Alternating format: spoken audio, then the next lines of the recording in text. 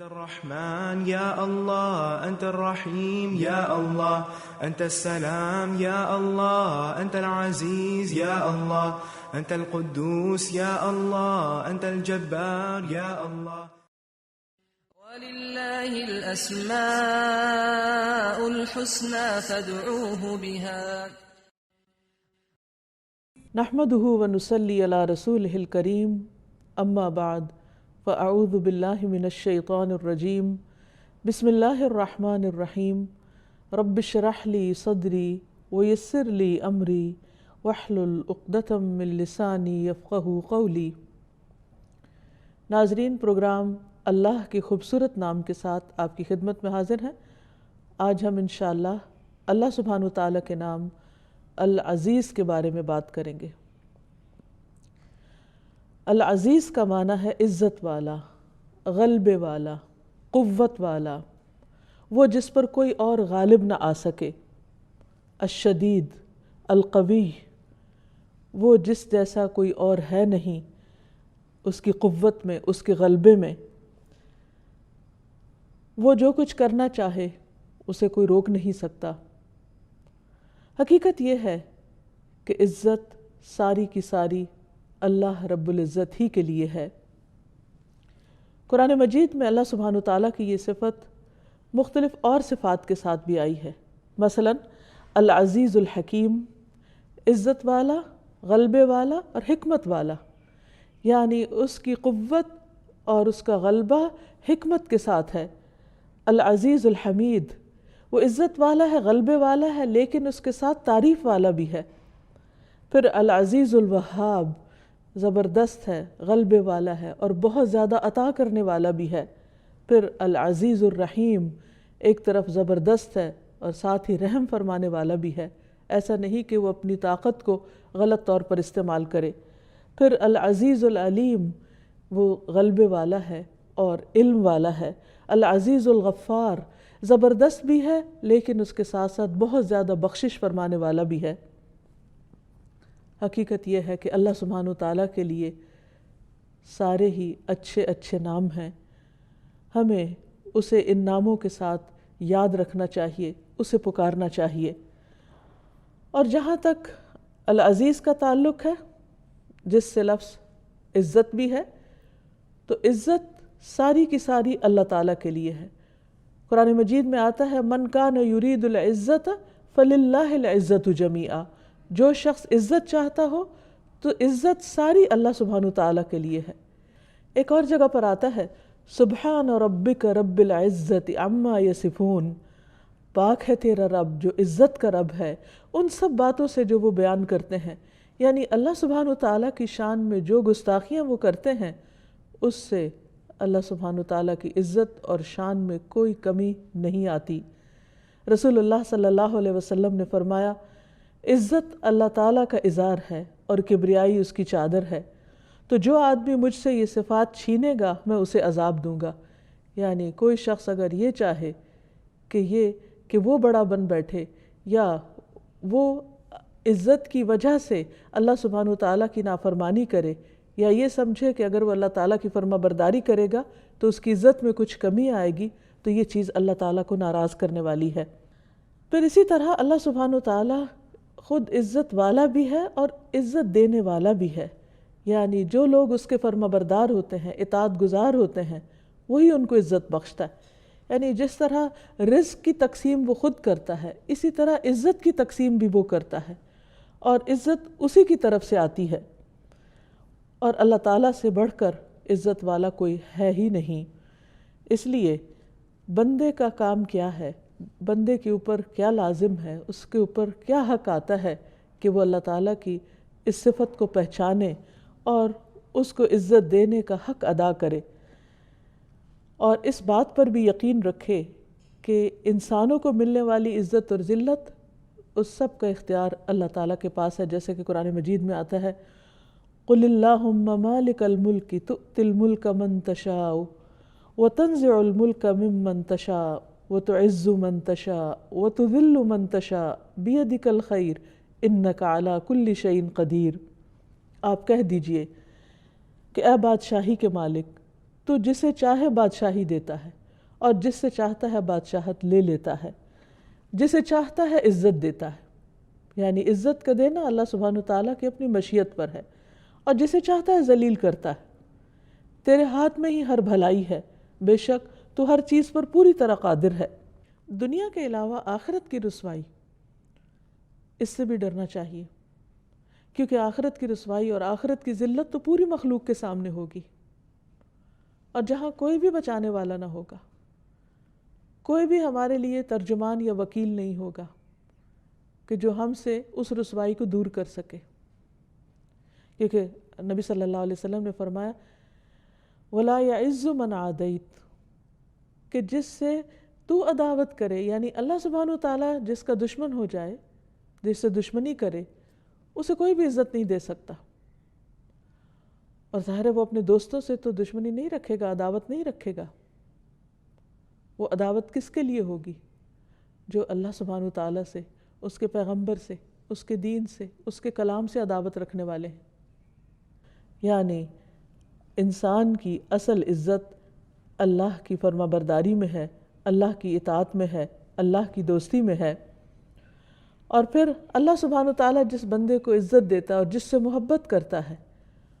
تو جبریل کو پکارتا ہے آسمان میں اور اس کو بتاتا ہے کہ میں فلاں بندے سے محبت کرتا ہوں، تم بھی اس سے محبت کرو۔ تو جبریل علیہ السلام اس سے محبت کرنے لگتے ہیں، پھر وہ آسمان والوں میں پکارتے ہیں کہ اللہ تعالیٰ فلاں بندے سے محبت کرتے ہیں، تم بھی اس سے محبت کرو۔ تو آسمان والے اس سے محبت کرنے لگتے ہیں، اس کی عزت کرنے لگتے ہیں، اور اس طرح وہ محبت اور عزت دنیا میں اتار دی جاتی ہے۔ تو حقیقت یہ ہے کہ تقسیم اللہ تعالیٰ ہی کی ہے، جس کے ساتھ جیسا چاہے معاملہ کرے، لیکن یہ یاد رہے کہ اس کا یہ معاملہ حکمت پر مبنی ہے۔ ایسا نہیں کہ وہ اپنے اس اختیار کو بندوں کے اوپر ظلم کرنے کے لیے استعمال کرے۔ چونکہ اللہ سبحانہ وتعالیٰ ہی عزت دینے والا ہے، تو اس لیے ہر انسان کو عزت پیاری ہوتی ہے اور ہر انسان عزت کا طلبگار ہوتا ہے۔ تو ہمیں یہ جاننا ضروری ہے کہ اللہ تعالیٰ کس کس کو عزت دیتا ہے، اور اگر انسان اللہ سے عزت چاہے تو وہ کون سے کام کرے کہ جس سے عزت ملے، اور کون سے کام ایسے ہیں جو اللہ سبحانہ وتعالیٰ کی طرف سے رسوائی کا باعث بنتے ہیں، تاکہ انسان ان کاموں کو چھوڑ دے۔ سب سے پہلی بات تو یہ کہ خود اسلام انسان کو عزت دیتا ہے۔ رسول اللہ صلی اللہ علیہ وسلم نے فرمایا یہ دین ہر اس جگہ تک پہنچ کر رہے گا جہاں تک دن اور رات کا سلسلہ جاری ہے، یعنی اس زمین یا اس گلوب کے ہر کونے تک۔ اللہ کوئی بھی کچا یا پکا گھر ایسا نہیں چھوڑے گا جہاں اس دین کو داخل نہ کر دے، یعنی ہر گھر میں اس کا پیغام پہنچ جائے گا، خواہ اسے عزت کے ساتھ قبول کر لیا جائے یا اسے رد کر کے ذلت قبول کر لی جائے۔ عزت تو اصل میں وہ ہوگی جو اللہ اسلام کے ذریعے عطا کرے گا، یعنی اللہ کی بات کو قبول کر کے انسان کو الٹیمیٹلی عزت ملے گی، اور ذلت وہ ہوگی جو انکار کر کے حاصل ہوگی۔ تمیم داری کہتے ہیں کہ مجھے یہ بات اپنے گھر والوں میں نظر آ گئی کہ ان میں سے جو مسلمان ہو گیا اسے خیر، بھلائی اور شرافت نصیب ہوئی، اور ان میں سے جس نے انکار کیا اس کے حصے میں رسوائی اور جزیہ آیا۔ پھر یہ ہے کہ اصل عزت اللہ کی اطاعت میں ہے، خواہ بظاہر وقتی طور پر دنیا میں لوگ اس انسان کی عزت نہ بھی کریں، لیکن حقیقت یہ ہے کہ وہ اللہ تعالیٰ کی نگاہوں میں بہت معزز اور مکرم ہوتا ہے۔ اللہ سبحانہ وتعالیٰ اپنے بندوں کو اپنے کلام کے ذریعے، اپنی کتاب کے ذریعے عزت عطا کرتے ہیں، جیسا کہ ایک حدیث میں آتا ہے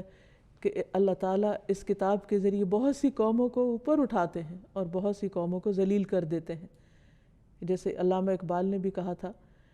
کہ وہ معزز تھے زمانے میں مسلمان ہو کر، اور تم خوار ہوئے تارک قرآن ہو کر، کہ تم نے قرآن کو چھوڑ دیا تو تم ذلیل و رسوا ہو گئے۔ کہ جب تک مسلمان اس کتاب کو تھامے ہوئے تھے اور اللہ تعالیٰ کے احکامات کی پیروی کرنے والے تھے تو اللہ تعالیٰ نے دنیا میں بھی ان کو عزت عطا کی،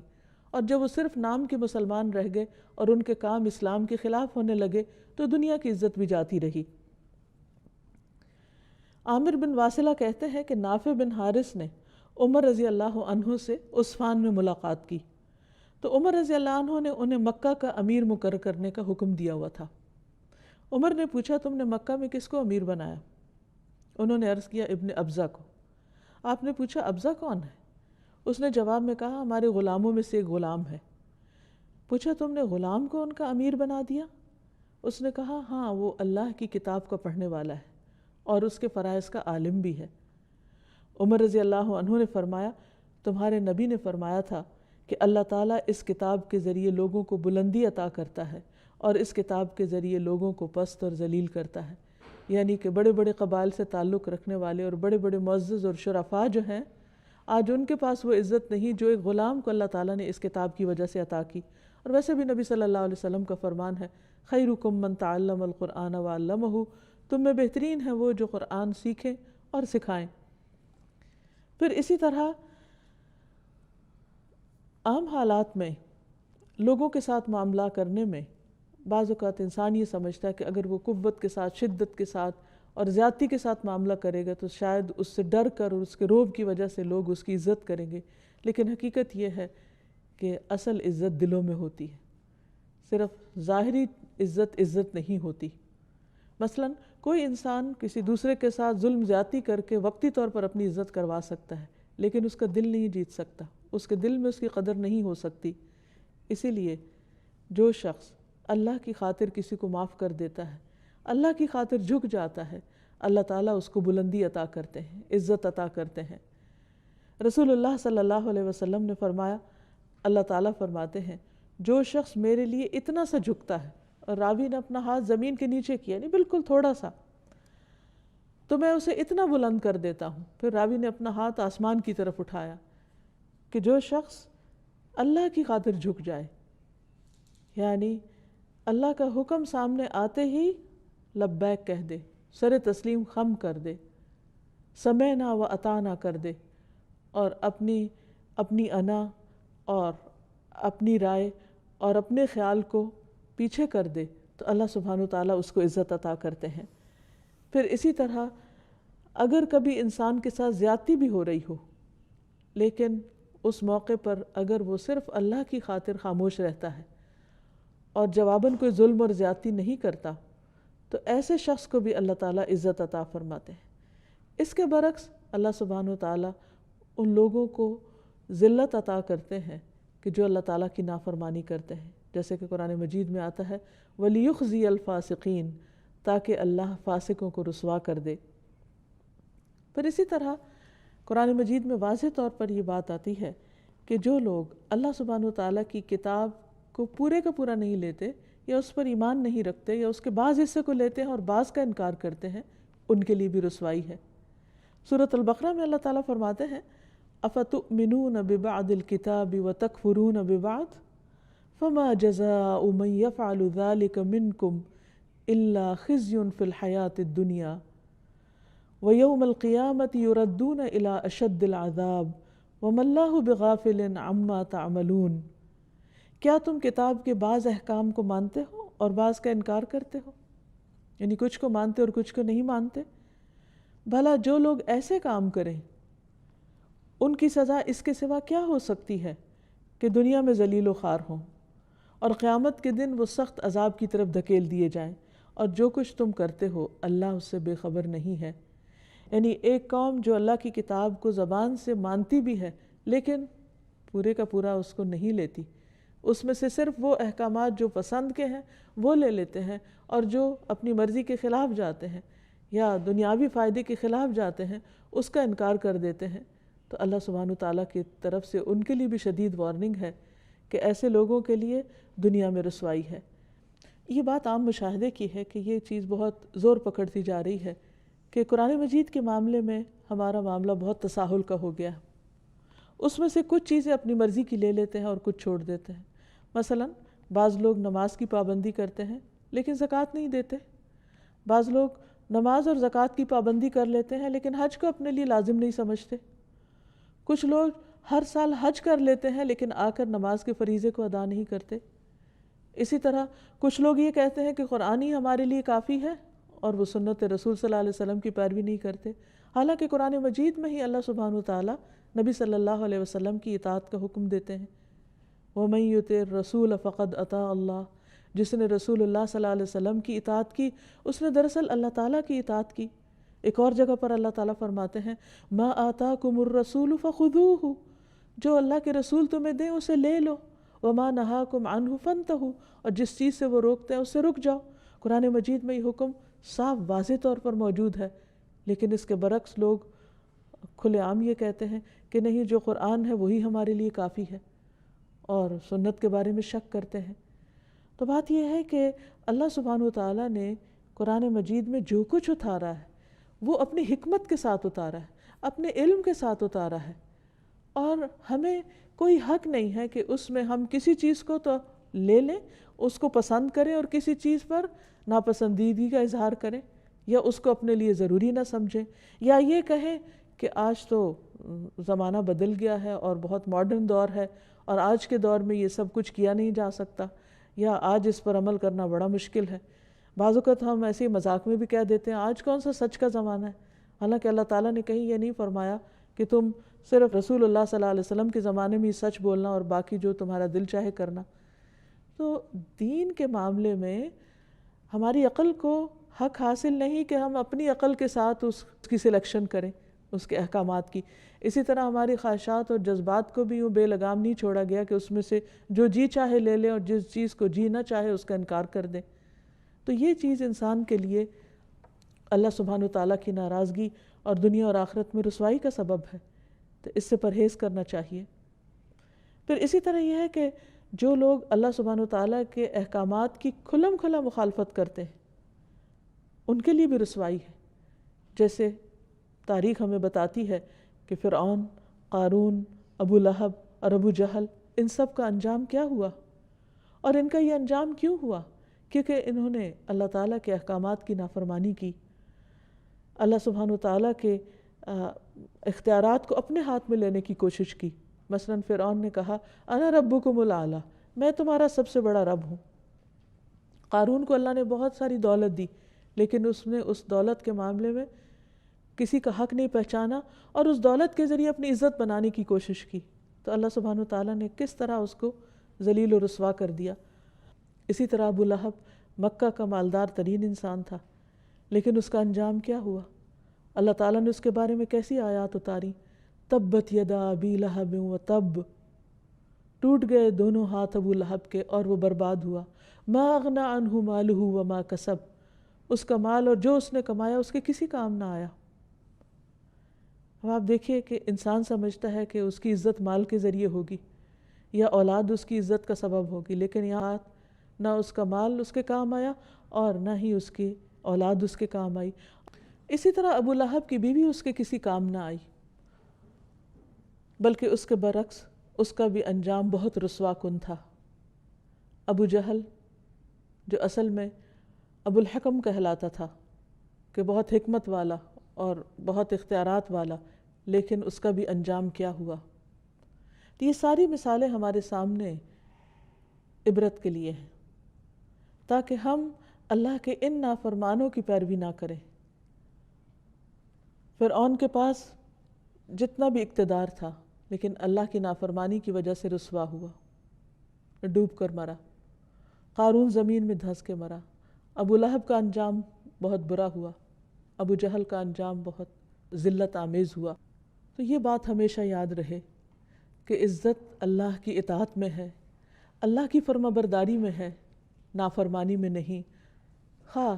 کسی نافرمان انسان کے پاس دنیا بھر کی دولت ہو جیسے قارون کے پاس تھی، یا پھر فرعون جیسی اقتدار ہو، لیکن وہ ذلت اور رسوائی سے نہیں بچ سکتا اگر وہ اللہ کا نافرمان ہے کرے، ان کے لیے بھی رسوائی ہے۔ قرآن پاک میں اللہ تعالیٰ فرماتے ہیں وَمَنْ أَظْلَمُ مِمَّنْ مَنَعَ مَسَاجِدَ اللَّهِ أَنْ يُذْكَرَ فِيهَا اسْمُهُ وَسَعَى فِي خَرَابِهَا أُولَئِكَ مَا كَانَ لَهُمْ أَنْ يَدْخُلُوهَا إِلَّا خَائِفِينَ لَهُمْ فِي الدُّنْيَا خِزْيٌ وَلَهُمْ فِي الْآخِرَةِ عَذَابٌ عَظِيمٌ۔ اور اس شخص سے بڑا ظالم کون ہو سکتا ہے جو اللہ کی مسجدوں میں اس کا نام ذکر کرنے سے روکے، یعنی اللہ کے گھروں میں اللہ ہی کا نام بلند نہ ہونے دے اور اس کی خرابی کے درپے ہو۔ انہیں تو یہ چاہیے تھا کہ مسجدوں میں اللہ سے ڈرتے ہوئے داخل ہوتے، ایسے ہی لوگوں کے لیے دنیا میں رسوائی اور آخرت میں بہت بڑا عذاب ہے۔ پھر اسی طرح دین کے معاملے میں ناحق جھگڑے کرنے والا، ایسے شخص کے لیے بھی دنیا میں کوئی عزت نہیں۔ پھر اسی طرح دین کے معاملے میں ناحق جھگڑا کرنے والے کے لیے بھی رسوائی کی وعید ہے۔ قرآن پاک میں اللہ تعالیٰ فرماتے ہیں وَمِنَ النَّاسِ مَن يُجَادِلُ فِي اللَّهِ بِغَيْرِ عِلْمٍ وَلَا هُدًى وَلَا كِتَابٍ مُنِيرٍ، اور کچھ لوگ ایسے ہیں جو علم، ہدایت اور روشنی بخشنے والی کتاب کے بغیر اللہ کے بارے میں بحث کرتے ہیں، یعنی انہوں نے کبھی دین کا علم حاصل نہیں کیا، کبھی یہ نہیں جانا کہ ان کے رب نے کیا فرمایا، کبھی کتاب کو پڑھ کر نہیں دیکھا، لیکن اپنے خیالات اور اپنی خواہشات اور اپنے دنیاوی علم کی بنا پر اللہ تعالیٰ کی ذات یا اس کی صفات یا اس کے فیصلوں کے بارے میں خوب بحثیں کرتے ہیں، جھگڑے کرتے ہیں اور حق سے اپنا پہلو موڑتے ہیں تاکہ دوسرے لوگوں کو بھی اللہ کی راہ سے بہکا دیں۔ ایسے شخص کا کیا انجام ہوگا؟ فرمایا لِيُضِلَّ عَن سَبِيلِ اللَّهِ لَهُ فِي الدُّنْيَا خِزْيٌ، اس کے لیے دنیا میں بھی رسوائی ہے، وَنُذِيقُهُ يَوْمَ الْقِيَامَةِ عَذَابَ الْحَرِيقِ، اور قیامت کے دن بھی ہم اس کو جلا دینے والے عذاب کا مزہ چکھائیں گے۔ تو اس چیز سے بھی پرہیز کرنے کی ضرورت ہے۔ بعض اوقات لا علمی کے ساتھ انسان ایسی باتیں کہنا شروع کر دیتا ہے جو اللہ تعالیٰ کی شان کے خلاف ہوتی ہیں، خصوصاً جب زندگی میں کچھ چیزیں ایسی ہو جائیں یا کچھ حادثات ایسے ہو جائیں جو انسان کے مفاد کے یا انسان کی مرضی کے خلاف ہوں، تو پھر بعض اوقات لوگ اللہ سبحانہ وتعالیٰ کو بلیم کرنے لگتے ہیں کہ اس نے ہمارے ساتھ انصاف نہیں کیا یا ہمارے ساتھ بہت زیادتی ہو گئی یا ظلم ہو گیا ہے۔ حالانکہ قرآن مجید میں واضح طور پر اللہ تعالیٰ فرماتے ہیں کہ اللہ تعالیٰ اپنے بندوں کے ساتھ ہرگز ظلم کرنے والا نہیں ہے۔ اللہ تعالیٰ کے فیصلوں کو نہ سمجھنا یہ ہماری اپنی کم علمی ہو سکتی ہے، لیکن اللہ تعالیٰ کو الزام دینا کسی بات کا یہ بہت بڑی گستاخی کی بات ہے، اور اس سے پرہیز کرنے میں ہی انسان کی عافیت ہے، کیونکہ اللہ سبحانہ وتعالیٰ العزیز ہے، غلبے والا ہے، اقتدار والا ہے، شدید ہے، قوت والا ہے، کوئی اس کو ہرا نہیں سکتا، کوئی اس کا مقابلہ نہیں کر سکتا، کوئی اس کو نیچا نہیں دکھا سکتا۔ اگر وہ اپنے بندوں کو سزا دینا چاہے تو کوئی روک نہیں سکتا، اگر وہ اپنے بندوں سے انتقام لینا چاہے تو کوئی اس کا مقابلہ نہیں کر سکتا۔ اس لیے انسان کو کبھی بھی اللہ سبحانہ وتعالیٰ کے بارے میں کوئی ایسا خیال دل میں آئے، کوئی وسوسہ شیطان ڈالے، تو ہمیشہ اپنی اصلاح کی فکر کرے اور اس پر اللہ سبحانہ وتعالیٰ کی مدد مانگے تاکہ وہ خیال دل سے نکل جائے، اور ہمیشہ اس بات پر صرف زبانی نہیں بلکہ دل کے پورے یقین اور اطمینان کے ساتھ رہے کہ اللہ کے ہر فیصلے میں خیر اور بھلائی ہے۔ بڑے بڑے گناہ تو انسان کے لیے ذلت کا سبب ہوں گے ہی اگر انسان ان پر توبہ نہیں کرتا، اللہ تعالیٰ کی طرف نہیں پلٹتا، لیکن کچھ گناہ ایسے ہیں کہ جن میں عام طور پر انسان گرفتار ہو جاتا ہے، ان کے بارے میں بھی محتاط رہنے کی ضرورت ہے، کیونکہ وہ انسان کے لیے رسوائی کا باعث ہوں گے، جن میں خاص طور پر دنیا میں شہرت کی طلب، یعنی نیکی کا کام کر کے لوگوں سے تعریف چاہنے کی خواہش، یہ ایک بہت ہی خطرناک بیماری ہے۔ رسول اللہ صلی اللہ علیہ وسلم نے فرمایا جو شخص اپنے عمل کے ذریعے لوگوں میں شہرت حاصل کرنا چاہتا ہے، مثلا اپنے صدقہ خیرات کے ذریعے یا اپنی نمازوں یا عبادت کے ذریعے یا اور کوئی فلاحی اور معاشرتی فلاح کے منصوبے بنا کر یا ان پر عمل کر کے، خدمت خلق کے کام کر کے، اگر وہ یہ چاہتا ہے کہ دنیا میں اس کا نام بلند ہو، تو اللہ تعالیٰ اس کی شہرت قیامت کے دن ساری مخلوق کو سنوائے گا، یعنی اس کے اندر کا حال، اس کی نیت کی خرابی اور اس کا دھوکہ ساری مخلوق کے سامنے عام کر دے گا، اور پھر وہ اسے ذلیل اور حقیر کر دے گا۔ اللہ سبحانہ و تعالیٰ العزیز ہے، تو ہمیں اس نام کے ساتھ اس کو پکارنا بھی چاہیے۔ قرآن مجید میں ابراہیم علیہ السلام کی دعا کا ذکر کیا گیا ہے، ربنا وابعث فیہم رسولا منہم یتلو علیہم آیاتک ویعلمہم الکتاب والحکمت ویزکیہم انک انت العزیز الحکیم۔ ابراہیم علیہ السلام نے جب کعبہ کی تعمیر کر لی اور اپنے بیوی بچے کو وہاں چھوڑ کر جانے لگے تو ان کے لیے دعا کر رہے تھے کہ یا اللہ ان کی نسلوں میں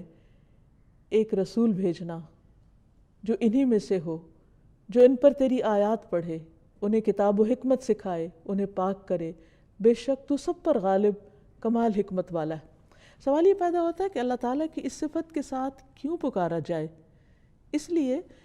کہ اس کا معنی ہے کہ اللہ سبحانہ وتعالیٰ غالب ہے، یعنی اس کا حکم نافذ ہو کر رہتا ہے اور اس کے حکم کو کوئی روک نہیں سکتا، کوئی منع نہیں کر سکتا۔ اس لیے پورے یقین کے ساتھ کہ اے اللہ تو سب کچھ کر سکتا ہے۔ تو آپ دیکھیے کہ ابراہیم علیہ السلام کی یہ دعا پھر تقریباً 2500 سال کے بعد قبول ہوئی، لیکن قبول ہوئی۔ کتنے بڑے ویژنری تھے ابراہیم علیہ السلام، اور کن صفات کے ساتھ اپنے رب کو پکارا، اور کس طرح اللہ تعالیٰ نے ان کی دعا قبول کر لی۔ پھر اسی طرح ایک اور جگہ پر آتا ہے ربنا وادخلہم جنات عدن التی وعدتہم ومن صلح من آبائہم وازواجہم وذریاتہم انک انت العزیز الحکیم۔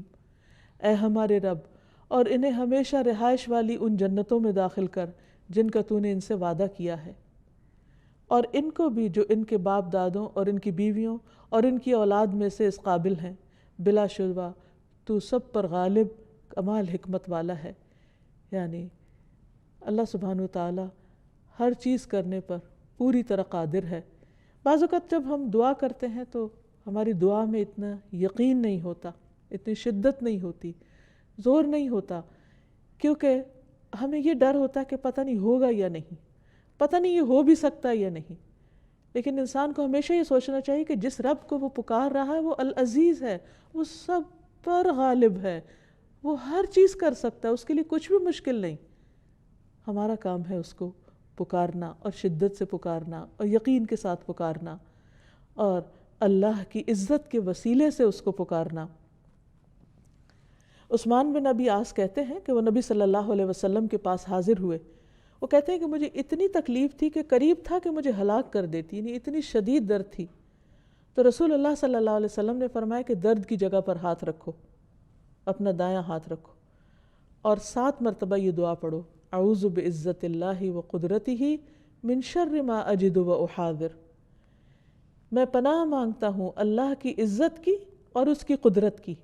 یعنی یہاں بھی اللہ سبحانہ وتعالیٰ کی اس صفت کے ساتھ دعا کی جا رہی ہے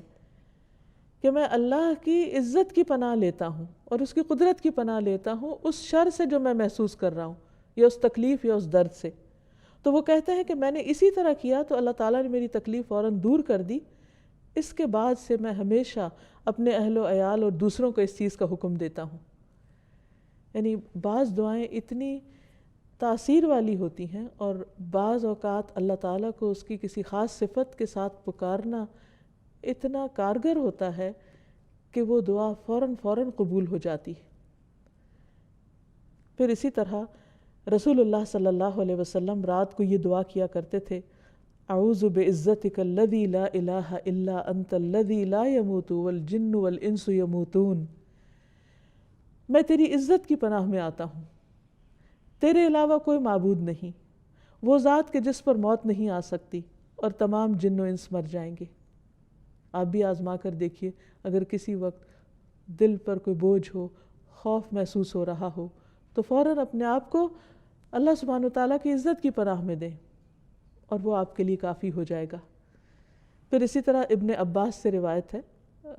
حضرت عباس رسول اللہ صلی اللہ علیہ وسلم کے چچا ہیں، ان کے بیٹے عبداللہ بن عباس جو مفسر قرآن ہیں، جن کے لیے نبی صلی اللہ علیہ وسلم نے خاص دعا کی تھی، تو انہوں نے یہ حدیث روایت کی کہ رسول اللہ صلی اللہ علیہ وسلم یہ دعا مانگا کرتے تھے، اللہم لک اسلمت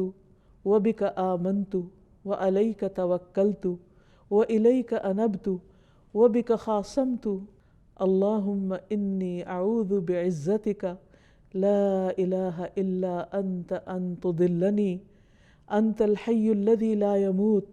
والجن والانس یموتون۔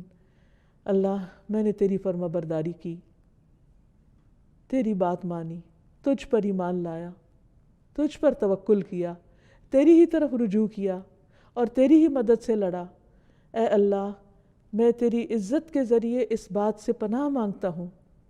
کہ تو مجھے گمراہ کر دے۔ تیرے سوا کوئی معبود نہیں، تو زندہ ہے جسے موت نہیں، اور جن و انس سب مر جائیں گے۔ تو یہ بھی ایک بہت ہی زبردست دعا ہے کہ جس میں اللہ تعالیٰ کی عزت کا واسطہ دیا گیا ہے،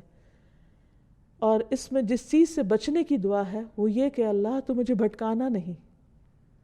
یعنی مجھے سیدھا راستہ دکھانے کے بعد اس سے پھیرنا نہیں۔ پھر اسی طرح بعض اوقات انسان کے اوپر ایسے حالات آتے ہیں کہ اس کی عزت خطرے میں پڑ جاتی ہے، اسے دشمنوں کا خوف ستاتا ہے اور اس کے لیے پریشانی بہت بڑھ جاتی ہے۔ ایسے میں بھی نبی صلی اللہ علیہ وسلم نے ہمیں ایک بہت خوبصورت دعا سکھائی ہے۔ ابن عباس ہی سے روایت ہے، انہوں نے کہا کہ جب تم کسی ظالم سلطان کے پاس آؤ اور تمہیں یہ خوف ہو کہ وہ تم پر غالب آ جائے گا تو یہ دعا 3 بار پڑھو۔ اللہ اکبر، اللہ اعز من خلقہ جمیعا، اللہ اعز مما اخاف واحذر، اعوذ باللہ الذی لا الہ الا ہوا الممسک السماوات السبع ان یقعن علی الارض الا باذنہ، من شر عبدک فلان وجنودہ واتباعہ واشیاعہ من الجن والانس، اللہم کن لی جارا من شرہم، جل ثناؤک وعز جارک وتبارک اسمک ولا الہ غیرک۔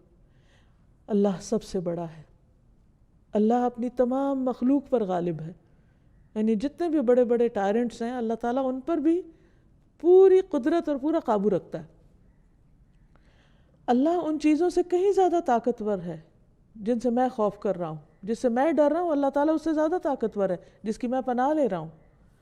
اور میں اللہ کی پناہ میں آتا ہوں جس کے سوا کوئی معبود نہیں،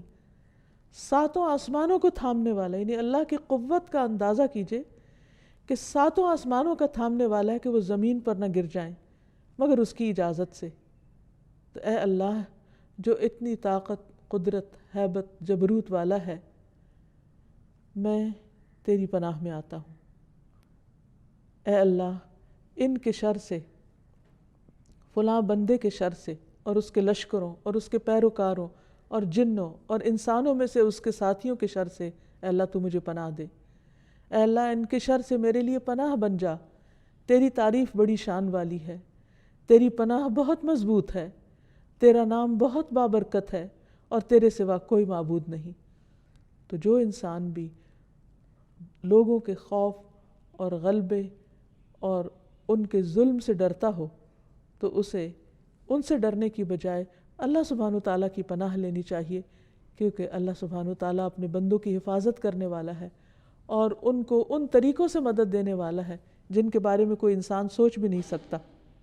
رسول اللہ صلی اللہ علیہ وسلم نے فرمایا،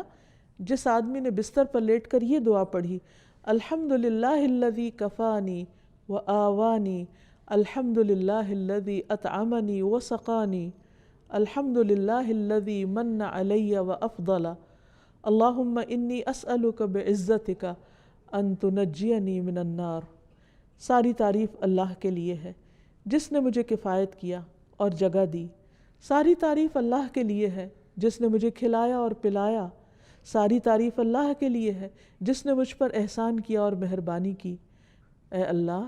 میں تجھ سے تیری عزت کے واسطے سے سوال کرتا ہوں کہ تو مجھے آگ سے نجات دے۔ تو اس نے تمام مخلوقات کی بیان کردہ اللہ کی تعریفات کہہ ڈالی، یعنی جو شخص صرف یہ کلمات پڑھتا ہے وہ سوتے وقت یا لیٹ کر، تو اس نے اتنی زیادہ تعریف کی جتنی سمجھے پوری مخلوق اس وقت اللہ کی تعریف کر رہی، اس کے برابر تعریف کر ڈالی۔ یعنی اتنی خوبصورت دعا ہے یہ۔ انسان کو جب اللہ سبحانہ وتعالیٰ کی اس صفت پر پورا یقین ہو جائے، وہ اس کو محسوس کرنے لگے،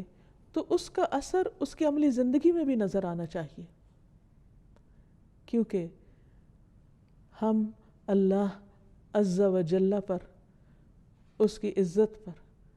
اور اس کی قوت اور اس کے غلبے پر پورا اعتماد رکھتے ہیں کہ وہ ان تمام صفات کا حامل ہے۔ اس لیے چونکہ ہم اس کے بندے ہیں، اس پر ایمان لائے ہیں، تو ہمارا رویہ بھی پھر اس صفت کے تحت تبدیل ہونا چاہیے۔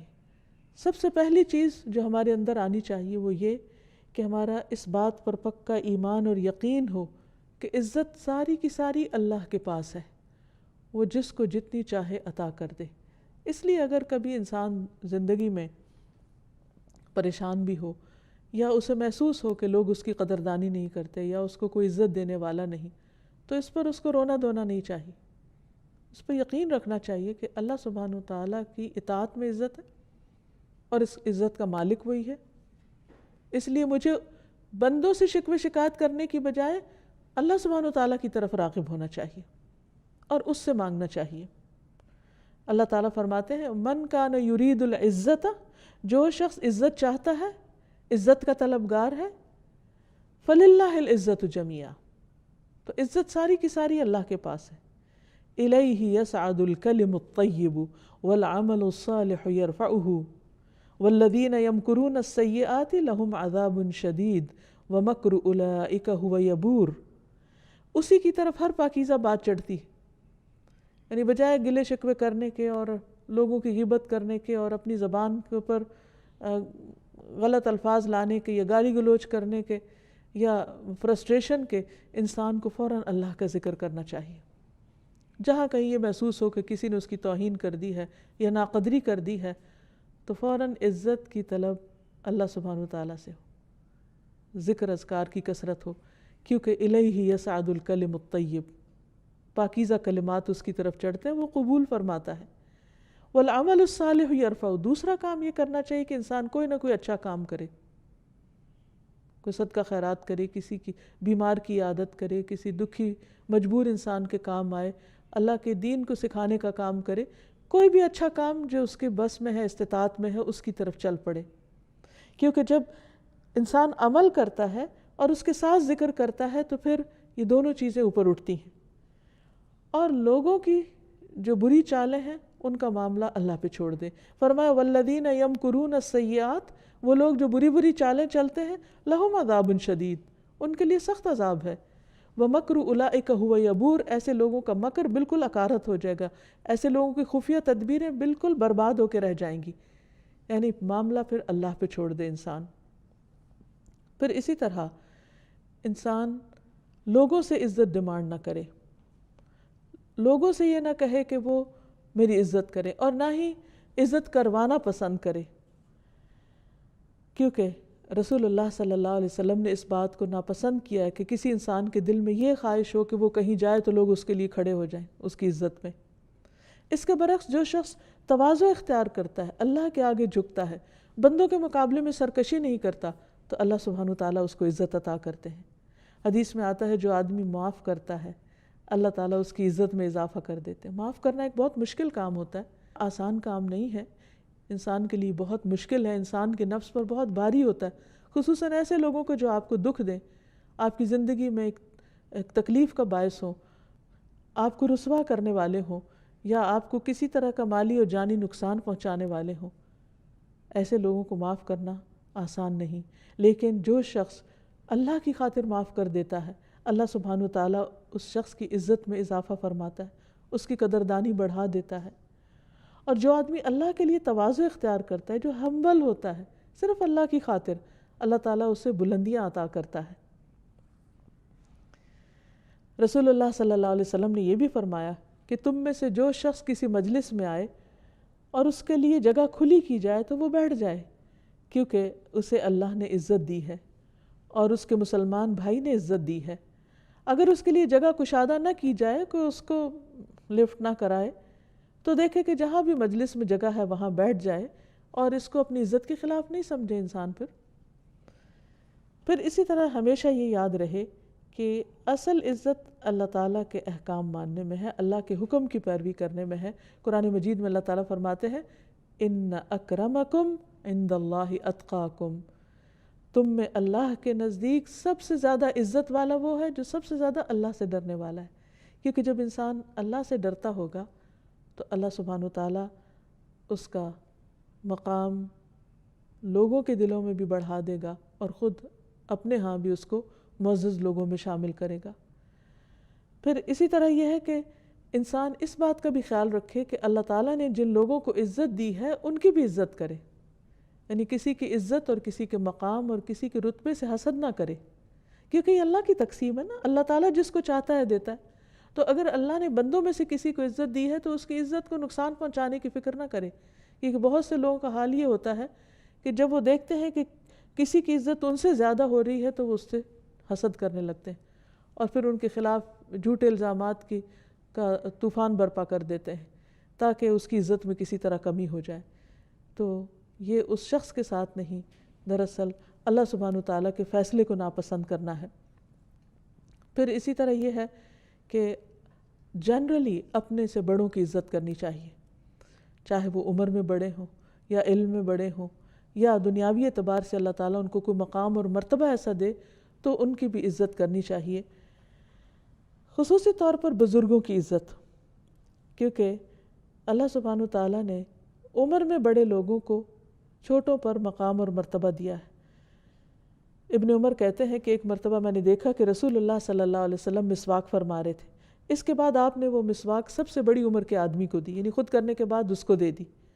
اور فرمایا کہ مجھے جبریل علیہ السلام نے حکم دیا ہے کہ میں یہ مسواک بڑے کو دوں۔